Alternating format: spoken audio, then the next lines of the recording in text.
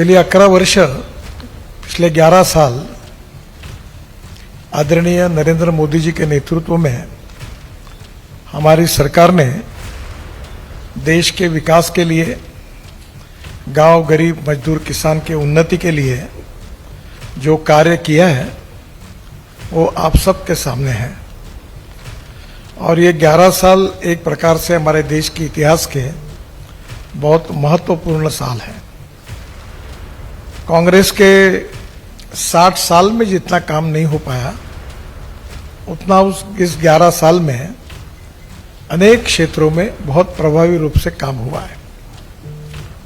सरकार ने सभी स्तरों पर जो कार्य किया है वो एक पत्रकार परिषद में सब कुछ आपको बताना संभव भी नहीं है।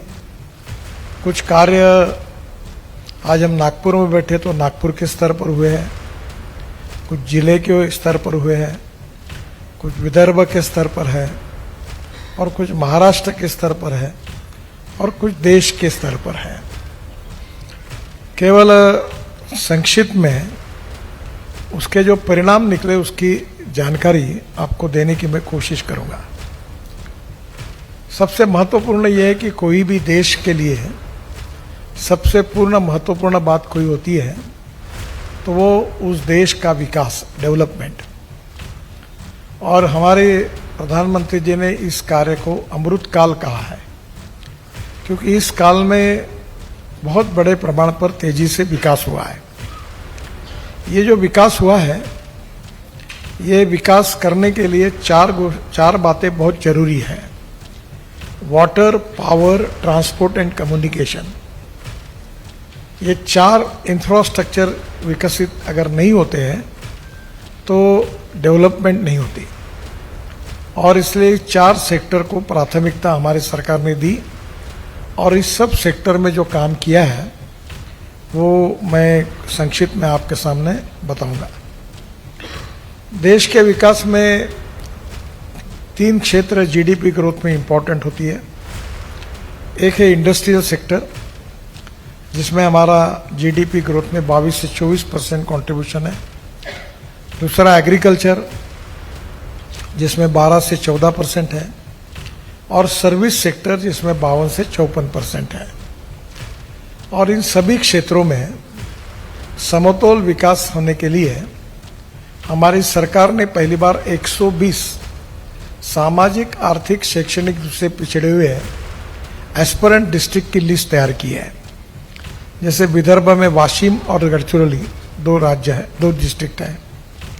वैसे 550 ब्लॉक्स जो विशेष रूप से पिछड़े हुए, उनके भी नाम निकाले गए हैं। और इन पूरे क्षेत्र में हमारा इंफ्रास्ट्रक्चर कैसे विकसित हो, वहाँ उद्योग व्यापार क्षेत्र में प्रगति कैसी हो, वहाँ के युवाओं को रोजगार कैसे मिले, इसकी नीतियाँ बनाकर सरकार ने बहुत सफल कार्य किया है। जहाँ तक देश के विकास में सबसे इम्पोर्टेंट चीज़ यही होती है कि रोजगार कितने मिले हैं, और बेरोजगारी ये सबसे इम्पोर्टेंट सवाल है। बेरोजगारी अगर दूर करनी है तो उद्योग व्यापार क्षेत्र में इन्वेस्टमेंट लानी पड़ेगी, उद्योग स्थापना करनी होगी। उद्योग, व्यापार, एक्सपोर्ट बढ़ेगा तो रोजगार निर्माण होगा, और रोजगार निर्माण होंगे तो गरीबी दूर होगी।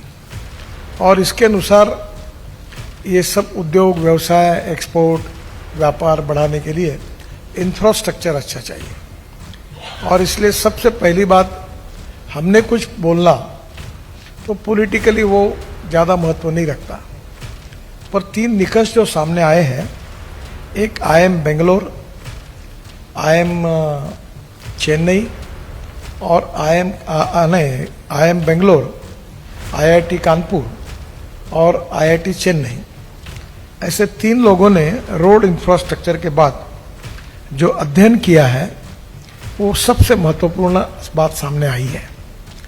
आपको पता होगा कि लॉजिस्टिक कॉस्ट हमारे देश की 16% है, चाइना में लॉजिस्टिक कॉस्ट 8% है, और अमेरिका और यूरोपियन देशों में 12% है। और ये 16% कॉस्ट होने के कारण हम इंटरनेशनल मार्केट में कॉम्पिटिटिव नहीं है। काफ़ी बार हमें अड़चन आती है। और ये तीनों संस्थाओं ने IIM Bangalore, IIT Kanpur, IIT Chennai जो निष्कर्ष निकाला है उसमें से उन्होंने कहा है कि 4 से 6% लॉजिस्टिक कॉस्ट कम हुई है। यानी जो 16% थे उससे हम 10% पे आए हैं। और ये रोड सेक्टर में जो काम हुआ उसके कारण उन्होंने ये रिपोर्ट में उसका उल्लेख किया है कि राष्ट्रीय राजमार्ग जो निर्माण किए गए उसके कारण ये पोर्ट पर या कहीं भी जो ट्रांसपोर्ट होता है उसके ये 4 से 6% कॉस्ट कम हुई। और 1 रुपये जब इंफ्रास्ट्रक्चर में खर्चा होता है तो इकोनॉमी में, GDP में 3 रुपये 21 पैसे की वृद्धि होती है। यानी इसका मल्टीप्लायर प्रभाव 3.2% से उससे मल्टीप्लाई होता है। और ये आज जो कॉस्ट है ये मोटी तौर पर समझो 10% पे आई है। तो मैंने 3-4 साल पहले कहा था कि हमारा ये प्रयास है कि हम सिंगल डिजिट में आए, 9% में आएंगे। तो मेरा विश्वास है कि दिसंबर एंड तक हमारी लॉजिस्टिक कॉस्ट 9% पे आएगी। तो ये करीब 7% अगर कम होती है तो हमारा एक्सपोर्ट 1.5 गुना से दुगना होगा। हमारे उद्योग व्यापार क्षेत्र में प्रगति और विकास का दर भी बढ़ेगा।